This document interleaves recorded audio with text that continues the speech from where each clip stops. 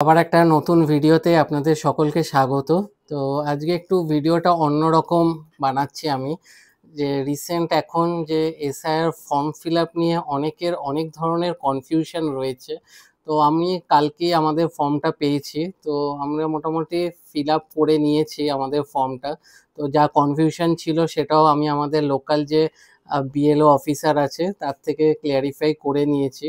তো আমি ভাবলাম যে আমি একবার একটা গাইডেন্স ভিডিও বানাই আপনাদের সবার জন্য, যাতে যাদের এই ব্যাপারে কোনো রকম কনফিউশন থাকলে সেটা দূর হয়ে যাবে। তো চলুন ভিডিওটা শুরু করা যাক। আমি আপনাদের পুরো ডিটেলসে বুঝিয়ে দিচ্ছি কি কি ক্রাইটেরিয়ায় কিভাবে ফর্মটা ফিল আপ করতে হবে। এটা হচ্ছে আমার ফর্ম। তো এই ফর্মটাকে আমি ফার্স্টে তিনটে ভাগে ভাগ করে নিচ্ছি। এই ওপরের পার্টটা হচ্ছে পার্ট 1, এটা হচ্ছে পার্ট 2, এটা হচ্ছে পার্ট 3। তো আমার যে নাম রয়েছে সেই আমার নাম 2002-এর ভোটের তালিকায় ছিল না। তো সেই ক্ষেত্রে আমি কিভাবে ফর্ম ফিল আপ করবো, কিন্তু এই তালিকাতে আমার বাবা মার নাম রয়েছে। তো সেখানে আমার এখানে দেখুন ফার্স্টে ফিল আপ করতে হবে জন্মের তারিখ। সেটা মানে প্রথমে তারিখ, তারপর মাস, তারপর বছর, সেটা আপডেট করবো। এবং আপনাদের বলে রাখি, আপনারা কিন্তু যে ফর্মটা শুধু বাংলাতেই ফিল আপ করতে হবে এরকম কোনো ব্যাপার নেই। বাংলা, ইংলিশ অথবা হিন্দি তিনটেতেই ফিল আপ করা যায়। যেহেতু এটা ওয়েস্ট বেঙ্গলে, তো আপনারা বাংলা বা ইংলিশে করতে পারেন, কোনো অসুবিধা নেই। তো তারপরে চলে আসি সেকেন্ড লাইনে। সেকেন্ডে রয়েছে আধার নাম্বার। তো আপনাদেরকে সেকেন্ড আপডেট করতে হবে আধার নাম্বার। তারপর থার্ড রয়েছে মোবাইল নাম্বার। তো মোবাইল নাম্বার যে কোনো মোবাইল নাম্বার দিতে পারেন, কিন্তু সেই নাম্বারটা যেন চালু থাকে বা অ্যাক্টিভ থাকে, এরকম কোনো নাম্বার দিতে হবে। তারপরে আছে পিতার নাম বা অভিভাবকের নাম। তো সেখানে আপনি আপনার বাবার নাম দেবেন। তারপরে অপশানে আছে পিতা বা অভিভাবক নাম, মানে অভিভাবকের এপিক নাম্বার যদি থাকে তো ওনার এপিক নাম্বার দেবেন। যদি না থাকে দিতে হবে না, কোনো রকম প্যানিক করার কোনো কারণ নেই, ছেড়ে দেবেন। তারপরে দেবেন মায়ের নাম। তারপরেরটাতে দেবেন মায়ের এপিক নাম্বার যদি থাকে। তো যদি থাকে সে এপিক নাম্বার দেবেন। তারপরে স্বামী অথবা স্ত্রীর নাম, যদি বিবাহিত হন তাহলে দেবেন, যদি না থাকেন দেবেন না। তারপরেরটাতে তার এপিক নাম্বার যদি থাকে তাহলেই দিতে হবে। এরপরে আমার যেহেতু 2002-এ নাম নেই, কিন্তু আমার বাবা মায়ের নাম আছে, তাই আমি চলে আসব অপশান নাম্বার 3-তে। এই সেকেন্ড পার্টটা কিন্তু আমরা ছেড়ে দেব। তো এখানে দেখে নিন, এখানে রয়েছে আত্মীয়ের বিবরণ, যার নাম পূর্ববর্তী কলামে সর্বশেষ এসআইআর এ দেওয়া আছে। তো 2002-তে যেহেতু আমার বাবা মা দুজনেই ভোট দিয়েছেন এবং তাদের নামও রয়েছে লিস্টে, 2002-এর ভোটার লিস্টে, তাই আমি প্রথমে দেব আমার বাবার নাম এবং তার এপিক নাম্বার যদি থাকে। তার পরের কলামে চাইছে তার আত্মীয়ের নাম।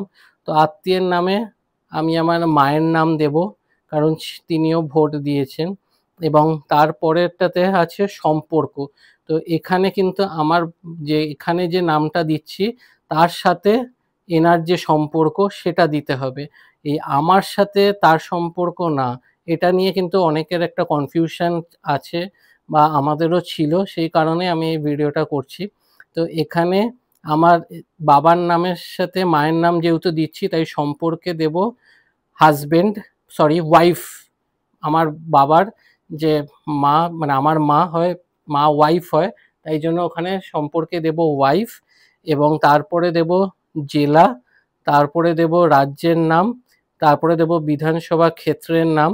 এবং বিধানসভা ক্ষেত্রের নাম্বার যেটা আছে সেটা কিন্তু 2002-এ ওনাদের যে নাম্বারগুলো ছিল, তো সেই এই তিনটে জায়গায় কিন্তু সেটা দিতে হবে, বিধানসভা ক্ষেত্রের নাম্বার, অংশ নম্বর এবং ক্রমিক সংখ্যা। এরপরে আমি চলে আসছি সেকেন্ড ক্রাইটেরিয়াতে।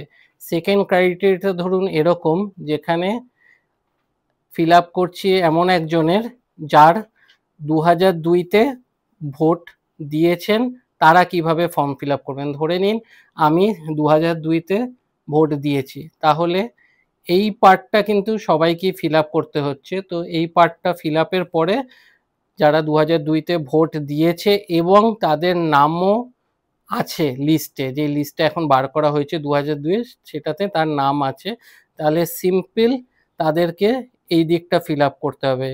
এখানে আছে নির্বাচকের নাম, যদি এখানে আমার নাম 2002-তে থাকতো তাহলে আমি এখানে শ্রমিক কর চৌধুরী ফিল আপ করবো, এখানেও শ্রমিক কর চৌধুরী ফিল আপ করবো, সাথে দেব এপিক নাম্বার, তারপর আত্মীয়ের নামে দেব হচ্ছে আমার বাবার নাম, তারপরে সম্পর্কে লিখব ফাদার, তারপরে জেলা, তারপর রাজ্যের নাম, তারপরে বিধানসভা ক্ষেত্রের নাম, তারপরে এখানে বিধানসভা ক্ষেত্রের নাম্বার, তারপরে দেব অংশ নাম্বার, তারপরে দেব ক্রমিক সংখ্যা। ধরুন তৃতীয় ক্রাইটেরিয়া যেটা হচ্ছে 2002-তে ভোট দিয়েছেন কিন্তু তিনি মারা গেছেন, তো সেই ক্ষেত্রে তার ফর্মে এখানে কিচ্ছু ফিল আপ করা হবে না, শুধু এখানে তার বাড়ির লোকে তার হয়ে একটা সাইন করে দেবে এবং তার যে কি রিলেশন বা তার কি সম্পর্ক সেটা নিচে আপডেট করে দিতে হবে, আর কিচ্ছু ফিল আপ হবে না।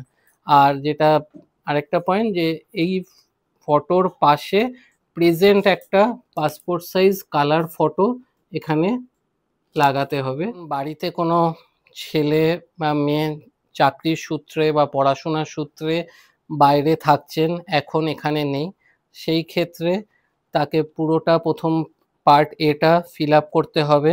তারপরে তার যেহেতু 2002-তে নাম নেই, তো তার যেরকমভাবে বললাম পার্ট সিটা এটাকে ফিল আপ করতে হবে। তারপরে তার বাড়ির লোকের এখানে সব ডিটেলস দিয়ে তার বাড়ির লোক তার হয়ে সাইন করে দেবে এবং নিচে তার সাথে তার রিলেশনশিপ আপডেট করে দেবে।